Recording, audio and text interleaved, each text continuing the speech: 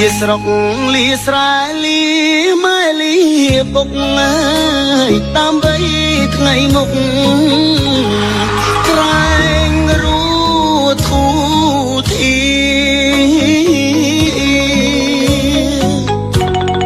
ទៅធ្វើបុលកទាំងចិត្តរងាពលពីងថាលាទាំងទ្រូងស្ទើបា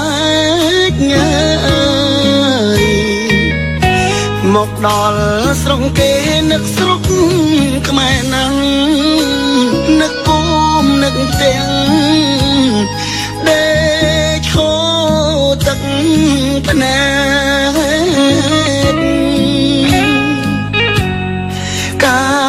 រងារធ្ងន់ស្រាលខំមិនអល់ឯងព្រោះចង់ឃើញស្អែកជួបជុំគ្រួសារនៅលើលោកនេះអ្នកណាចង់ក្រចង់រួត្រដោវេទនាខ្លោចផ្សា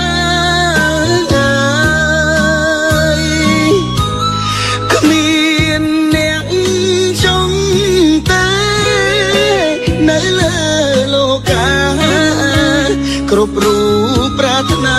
តែចង់មានបានជីវិតអ្នកក្រធ្វើពលក៏គេអ្នកមានតែងតែរួនៅសុខសាន្តចង់កិច្ចក្រណាស់ចង់ស្គាល់មានបានវាសនាជួយច្រើនបំណ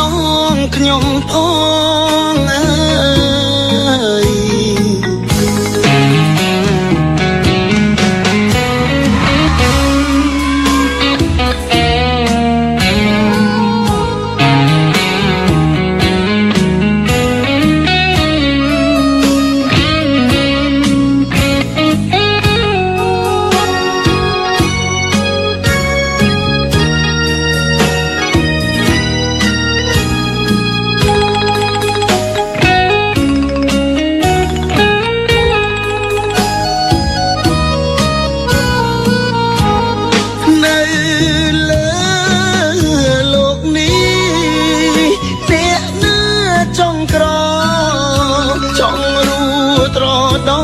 វេទនាខ្លោចផ្សា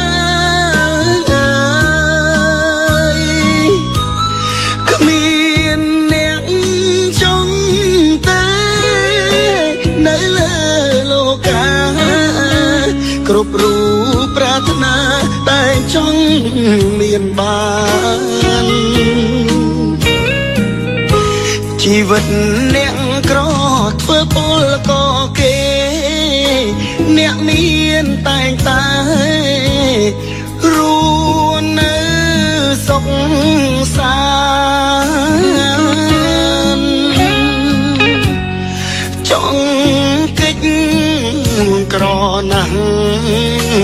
ចង់ស្គាល់មានបានវាសនាជួយច្រើនបំណងខ្ញុំផង